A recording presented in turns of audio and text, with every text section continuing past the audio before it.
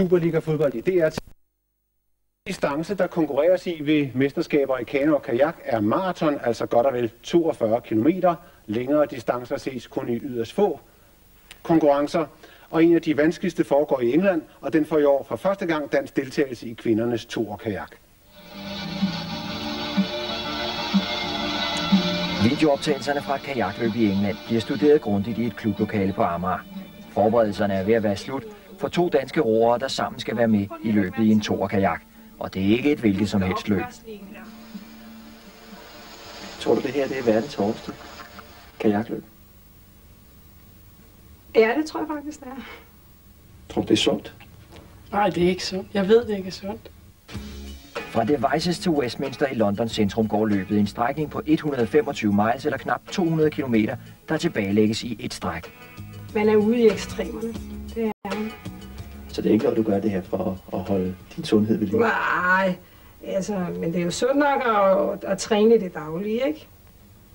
Men selve løbet, det er vildt. Hvad skal det give dig?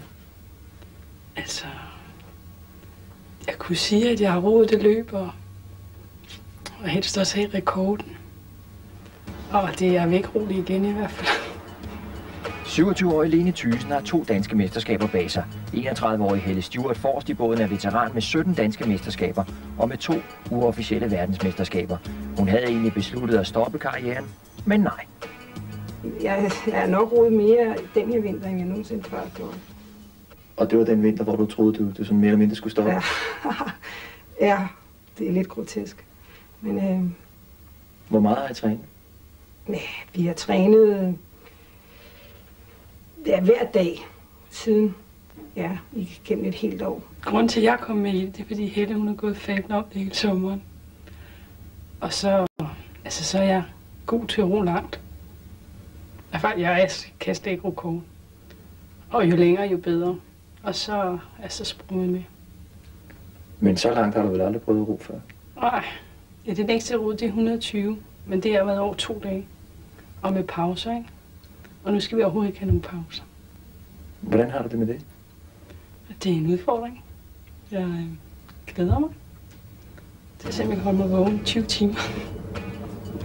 Maraton, altså godt 42 km, er det længste Helle Stewart og Lene Thyssen har roet sammen. De ved ikke, om de kan klare distancen, der ligger derudover. Jamen, det kan vi jo ikke være sikre på. Altså, vi tror på, at det kan vi. Og, men altså, man kan træne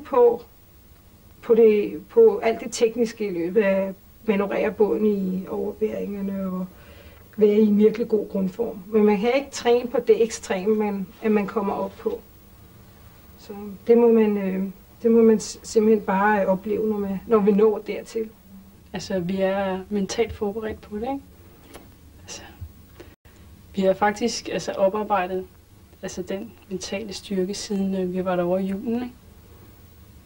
Altså, inden jeg tog derover, og mens jeg var derovre, der tænkte jeg meget over, at jeg nok ikke kunne klare det.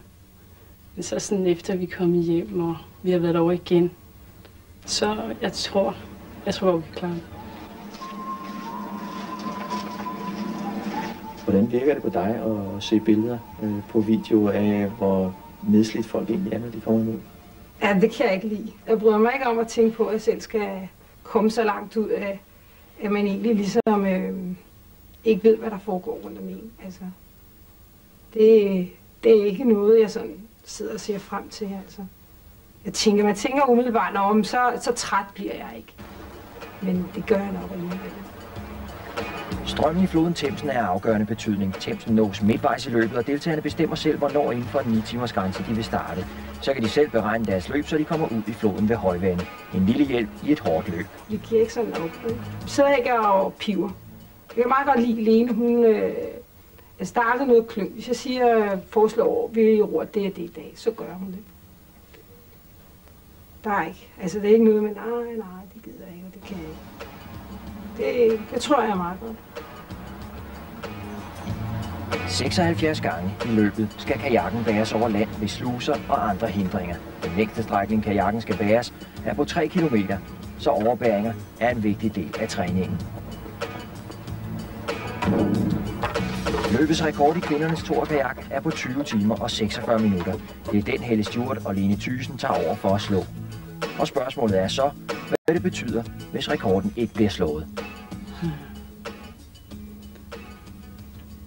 Det ved jeg ikke, så betyder det måske, at vi er nødt til at prøve igen.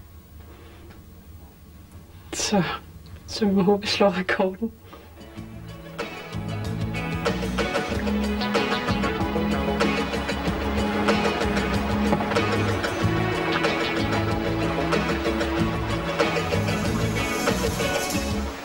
Ja, sådan kan man jo også tilbringe sin påske med musik her af The Cure. Og så er der jo også dansk deltagelse hos mændene, hvor 2 danske kajakker er med.